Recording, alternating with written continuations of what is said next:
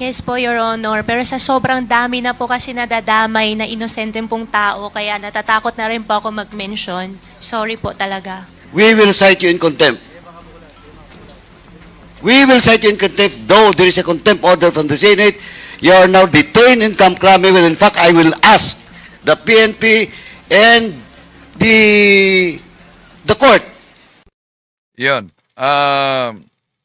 Si dating Mayor Alice Guo na kahapon na paulat na ang korte ay naglabas ng hatol sa kanya na siya ay guilty beyond reasonable doubt kaugnay sa human trafficking. Pagkatapos niyan, lumabas din ito sa ilang Facebook na sinusuportahan pala sa Iglesia ni Cristo noon.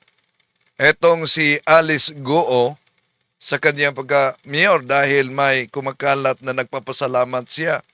Maraming salamat po sa inyong pagpapahayag ng suporta sa ating mga kapatid mula sa Iglesia ni Cristo. Yun ang papasalamat niya. At bahagi sa doktrina ng Iglesia ni Kristong Tatag ni Felix Manalo, yung kaisahan sa pagboto, black voting.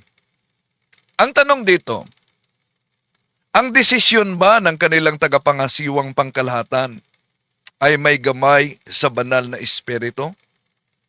May bumubulong ba na espiritu o anong ori ng espiritu? Bakit? Ilan sa mga kandidato na naendorso ng INC. Ngayon, ilan na dawit sa malawakang korupsyon. Ang sagot naman ng ilang mga kaanib sa INC, abay, wala kaming kasalanan diyan. Kasalanan yan sa mga nangungurakot. Pero ang INC di po ba nag-endorso sa mga kandidatong ito? Kinikilitis bang mabuti ng tagapangasiwang pangkalahatan at may gabay ba sa Espiritu Santo ang pag-endorso kung ang mga taong ito ay matitino? Wala bang banta sa demokrasya itong black voting? Wala bang epekto sa ating ekonomiya, sa ating bansa? Lalo na ang patronage politics. Tatalakayin natin ito, mga mahal na kapatid. Di ba binanatan ang simbahang Katoliko pag ang tanda ng cross kailan nagsimula, ang purgatorio, ang Disyembre 25. Pero ang tanong, ang black voting, kailan nagsimula? Biblical ba to? O diyan sa Biblia pinagtagpi-tagpi lang? Tatalakayin muna natin ito.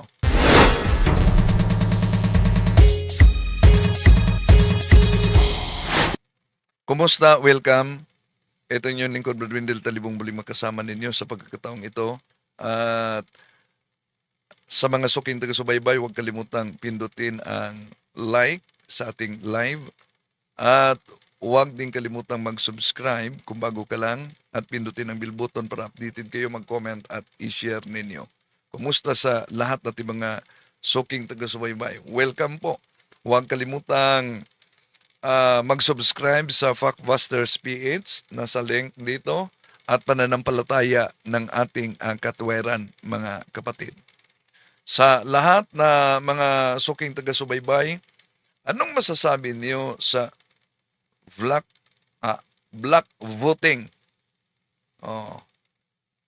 ng INC? Yung FB daw, nawala. Hindi, okay ra. Ang live. Nandyan ra, ang live natin. Kapatid. Okay. Nawala lang ang kanina dahil naghang ang computer. So, sa lahat natin mga kapatid, welcome. At i-comment ninyo kung saan kayo nanood ngayon para malaman natin. Maraming salamat po sa nagpadala ng stars sa live. Sandali, asan ba yun? At sa lahat ating mga kapatid na sumusubaybay sa ating live streaming. Ito ang ating paksa ngayon, mga kapatid. No? Kung maalala ninyo, napaulat noon kung sino ang ini-endorso ng ANC. Kristo. Ang kaisahan ng iglesia ay kinikilala ng mga miyembro nito na isa sa mga aral sa Biblia na dapat na sundin. Oh, yun. Kinikilala ng mga miyembro talaga. So, parte talaga sa kanilang doktrina itong black voting. No? Malawak na pag-endorso sa mga politiko. Kabahagi sa kanilang doktrina sa INC ito. Ang pasya ng pamamahala ng iglesia ay iginagalang ng mga miyembro nito. So, nakabatay sa pasya ng pamamahala ng iglesia. Tanong, kailan ba nagsimula ang black voting? Ito ba'y gawain ng early Christians noon? Tuloy natin. Ang mga politiko naman ay kinikilala ang magagawang tulong ng unity ng iglesia. So, mapansin ninyo dito kung sino ang ini-endorse nila, no? Sa before ang eleksyon. Pansinin ninyo. Ito. Sa kanilang ikapapanalo sa Mayo 9, araw ng Lunes, sa araw ng botohan. Yon ang mga politikong Narito po ang mga kandidatong ini-endorse nila. na pagkatapos ng masusing pag-aaral at Pagkatapos ng masusing pag-aaral, meron talagang masususing pag-aaral daw na ginawa. pagsasaliksik, At masususing pagsasaliksik. ia-anunsyo ng Iglesia ni Cristo ang mga mapapalad na mga kandidato na kanilang So mapapalad pa na mga kandidato ang inaanunsyo ng Iglesia ni Cristo. tutulungan. Dito lamang yan sa mata ng agila. Sige. Bakit mata ng agila? Dahil doktrina nila yung pagiging mandaragit ni Felix Manalo, ibong mandaragit. Net 25. Ang pinakamapalad na Yan. Pinakamapalad na politiko. Pinakamapalad daw na politiko na sinuportahan ng INC. Sino? tulungan ng Iglesia sa pagkapangulo ay si Ferdinand Bongbong Marcos Ayan. Si Ferdinand Bongbong Marcos Jr. Inendorsa nila ngayon. At ilan sa mga vloggers nila nagsasabi na kailangan bababa na dahil may kaugnayan sa drugs. Bakit? Kung binusising mabuti noon, di ba nila alam kung totoo na may kaugnayan sa pagdudruga? Jr. Sa pangalawang Pangulo, Sara Duterte. Yan. Unity team. No? Parang yung ginagamit nilang talata sa Isaias Kapitulo 5, versikulo 20, baliktad talaga. Ano ba yung nakasulat sa Isaias 5.20? Nakasulat diyan sa Isaias 5.20 na yung mga masama ginawang mabuti. Yung dilim ginawang liwanag. Ngayon, ang ini-endorse nila unity team. Pero ano nangyari ngayon? Grabe ang nangyari sa ating bansa ngayon. Carpio. Sa pagkasenador, Jejomar Jojo Binay, Alan Peter Cayetano, Joseph Victor J.V. Gomez Ejercito, General Guillermo Eliazar, Francis Joseph Cheese Escudero, Jinggoy Estrada, Sherwin Win Gatsalian, Lorna Regina Loren Legarda, Robin Padilla, Joel Tesdaman Villanueva, Mark Villar, at Juan Miguel Migs Subiri. Yun ang inendorso nila. At nakabatay daw umano sa Biblia. Orin po natin ang unang katanungan. From what I heard, every election day, I heard na meron kayo pinipiling isang candidate that all of you would vote for a certain candidate. Iglesia ni Cristo ba kailangan iisang tao lang kailangan suportahan, or meron din silang freedom na meron din silang freedom na ipaglaban kung sino yung choice nilang iboto? Tungkol sa politika, bakit pag bumoto kay isang tao lang pwede yung iboto? Pag election, may isa lang ang binoboto at sino yung pumipili. Kapatid na Ronilo, ang itinatanong po nila ay bakit daw po pagka tayo ay bumoboto ay kailangang isang tao lang ang dapat nating suportahan. Meron daw ba anyang freedom ang mga kapatid na ipaglaban kung sino ang choice nilang iboto? Ang tinutukoy po nila rito ay yung ginagawa po nating pagkakaisa sa pagboto tuwing may halalan. Mabuti, kapatid na Romel, bago natin sagutin yung tanong nilang yan, Opo. liwanagin muna natin sa ating mga taga-subaybay kung ano kahulugan ng pagboto. Opo. Okay, so dito gagamit sila ng Webster's Dictionary. Pero pag ang Katoliko gagamit ng mga referensya, ang sasabihin nila, wala yan sa Biblia. So, gumagamit sila ng referensya dito. Webster's Dictionary ba ito? Dito sa isang diksyonaryo, sa Webster's, Yan, Webster's Dictionary. Kung ano ang kahulugan sa pagbuboto. New International Dictionary, sa pahina 2295, ganito ang ating mababasa na kahulugan ng pagboto. Vote, an expression of judgment, isang pagpapahayag ng paghatol. Yan. Diyan nila kinuha. So, ang tanong, kung ito ba na kaisahan sa pagboto, doktrina ba ito ng mga apostol at ating Panginoong Hesukristo? Dahil binanatan tayo palagi nito mga ministro ni Felix Manalo, halimbawa ang antanda ng cross, kailan umano nagsimula, ang purgatorio, itong kaisahan sa pagboto ng ICNC. Doktrina ba ito o galing sa Webster's Dictionary pagkatapos pinagtagpi na talata sa Biblia? Sa makatwid, pagka ang isang tao, kapatid na Romel, bumoboto sa panahon ng halalan, siya'y gumagawa ng paghatol kung sino ang inaakala niyang maaaring umugit sa pamahalaan o sa gobyerno. So, sino ang inaakala niya? Pero, hindi magiging niya sa butante kung kaanib nila. Bakit? Desisyon yon ng leader ng INC.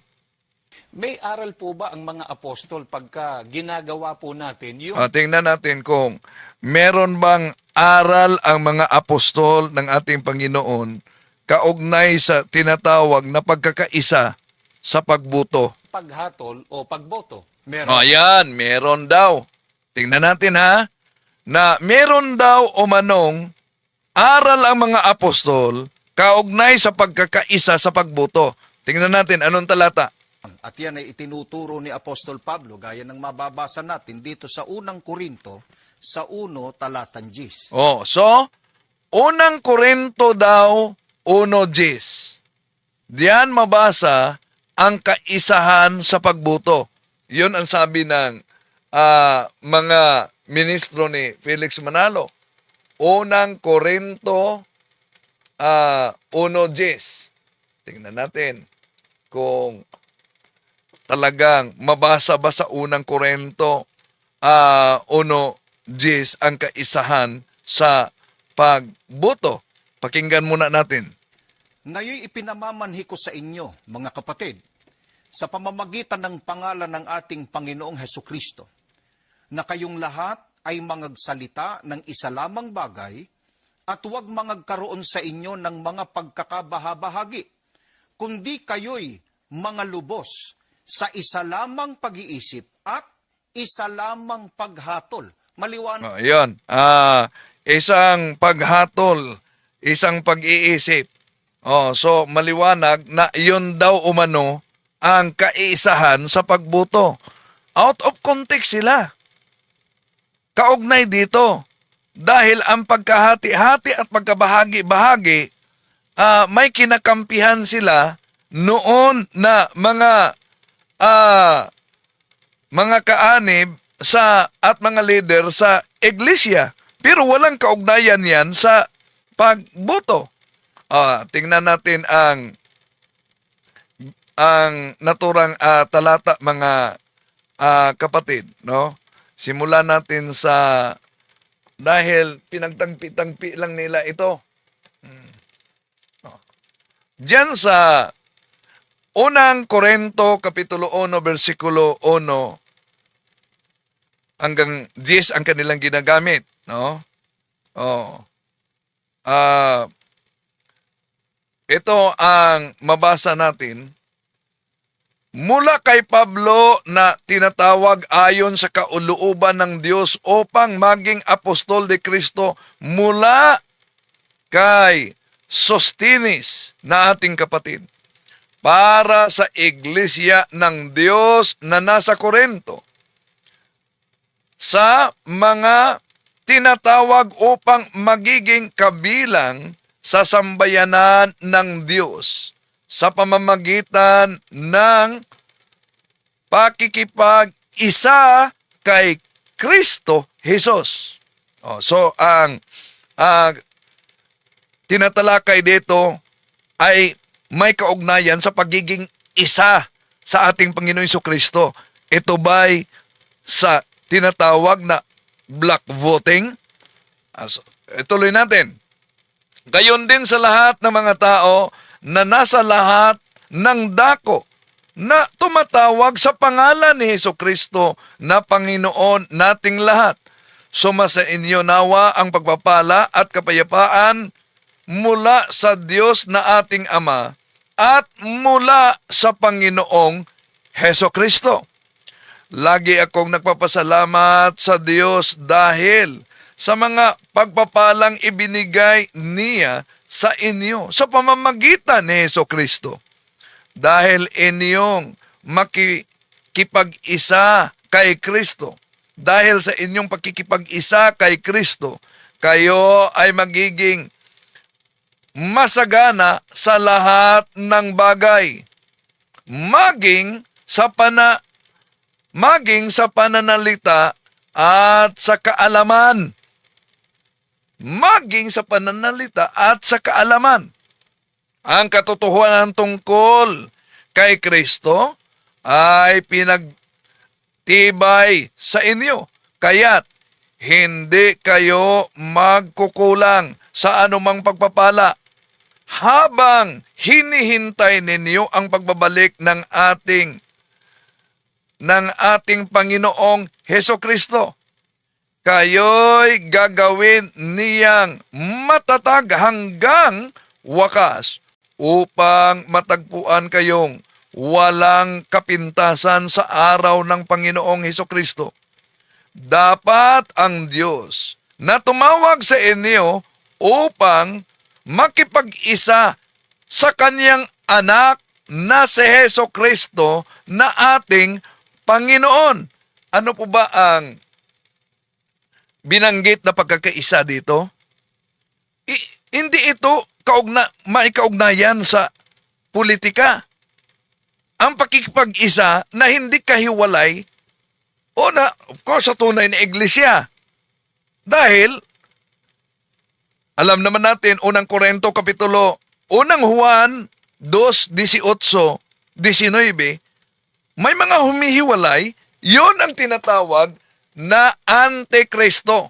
Ito'y may kaugnayan sa doktrina ng Santa Iglesia na tatag ng ating Panginoong Hesus. Tuloy natin ang ministro ni Felix Manalo. Nagang pagtuturo ni Apostol Pablo, kapatid na Romel. Opo. Malubos ang wika kayo sa isa lamang pag-iisip at isa lamang paghatol.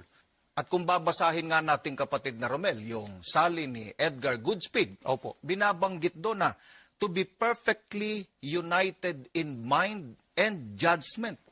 Ayan. Basta pinagtangpi-tangpi lang nila. So ano ang resulta? Dating ministro, si Ruel Manorca, ito ang nauna niyang pahayag sa interview. Yan ang current currency ni Eduardo Manalo para sa mga politicians at para sa kanilang mga vested interest. Root of corruption that has plagued the country for many, many years.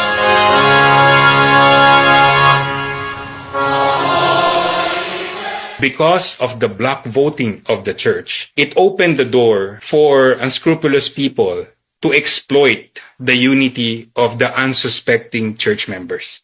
Parang these are all vested interests of the church in exchange for political endorsement. Meron din kapalit na political favors. More and more members of the Church of Christ are now opening their eyes and actually realizing this is no longer the same church as it used to be. It is no longer about God. It is now about vested interest, political influence, and greed and power and money. And I know that there are also politicians who are already fed up with this patronage system with the church and the government. It actually diminishes the ability of the country to have good governance. I know that there are some people who wants change, who wants to expose the truth so that it will not be abused. This root of corruption that has plagued the country for many, many years. Okay, yon ang dating ministro ng INC na si Manorca. No? So, doktrina at aral talaga ng INC itong kaisahan sa pagboto na yung tawag black voting, no? At yung pag-endorso na ito ng INC talagang inaasam-asam ng mga politiko. Inaasam-asam talaga ng mga kandidato dahil bahagi sa kanilang doktrina na dapat magkaisa kung sino man ang iboto sa gobyerno mula sa sangguniang kabataan hanggang sa itaas na panahon sa eleksyon. So, itong block voting ng INC, mga kapatid, ay talagang doktrina ito, sundin talaga ng mga miyembro. Oh? Dahil iyon ang inilabas na listahan o deklarasyon ng kanilang tagapangasiwa sa INC. So,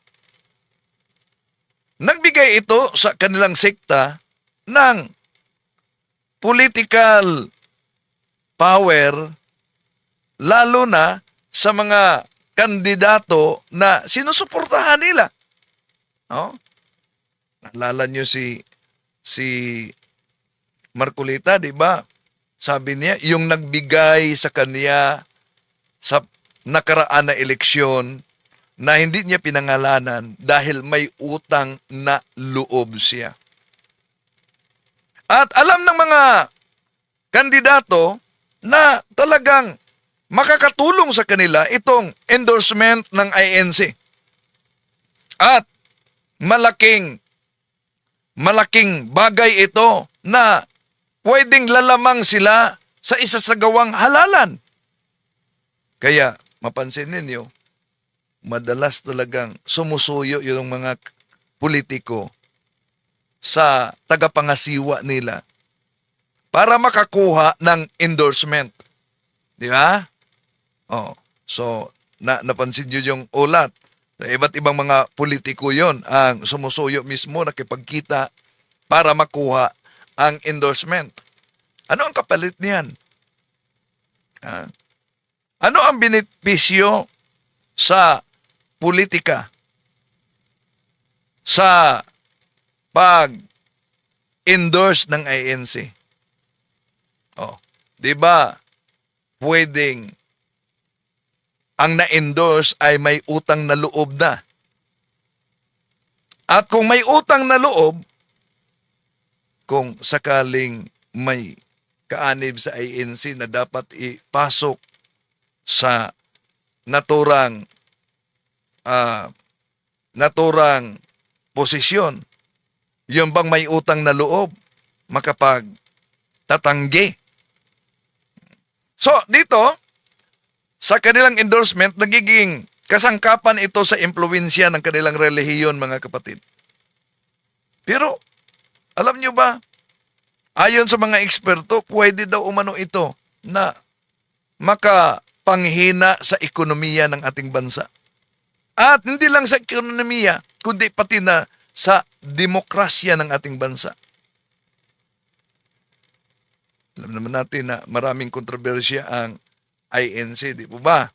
Oh? At yung pahayag ni Senador Amy Marcos, naglalarawan yon sa pag-aaway sa mga Marcos mismo sa kanilang pamilya. Nagpakilala yon. At nagpaalala sa naganap na away din sa mga manalo noon, na kahit ang ina ay pinatalsik na sa iglesia. Meron bang epekto sa ekonomiya itong endorsement? Ayon sa mga eksperto, meron daw umano epekto ito sa ekonomiya, lalo na pag may kaugnayan sa patronage politics. Bakit na may epekto ito? Itong klaseng impluensya na panrelihiyon. Ang mga appointment, mga kapatid, nakabatay, malaking posibilidad, makabatay sa utang na loob o political exchange. At maaaring magresulta sa sinong ilagay sa naturang posisyon. So anong masasabi ninyo kaugnay dito? At ayon pa sa mga eksperto, pwede din umano itong banta sa demokrasya. Bakit? Although, hindi naman labag sa batas ang black voting, ngunit kapag ang otoridad ng relihiyon ay mangunguna kung sino man ang dapat ilagay sa posisyon, talagang yung malagay sa posisyon, malaking utang na loob na yon. At ang boto ng mga miyembro ay hindi pagiging pagpapahayag ng personal na paniniwala, kundi pagsunod ayon sa utos ng pinuno ng kanilang sekta. So, yun ang dahilan kung bakit ang simbahang Katoliko, hindi tayo, lalo na ang mga kaobispuhan, nagdeklara na dapat ito talaga ang sundin at ibuto ng mga miyembro. So, sandali ay may meeting kami pala. Okay. Dito lang muna tayo, mga kapatid. At napansin niyo na ang mga napaulat nila na ini-endorse ay nagiging bahagi ngayon sa mga nasampahan ng kaso. Kaya ang tanong, nang in-endorse ito ng kanilang pinuno, ito ba'y nakabatay sa dikta ng espiritu o anong espiritu ang dumidikta? Banal ba na espiritu? Kaya mag-isip-isip kayo. Kung ito'y may dikta ng espiritu, bakit tayo nagkaganito? Maraming salamat po. Hanggang sa muli. I am Catholic. I am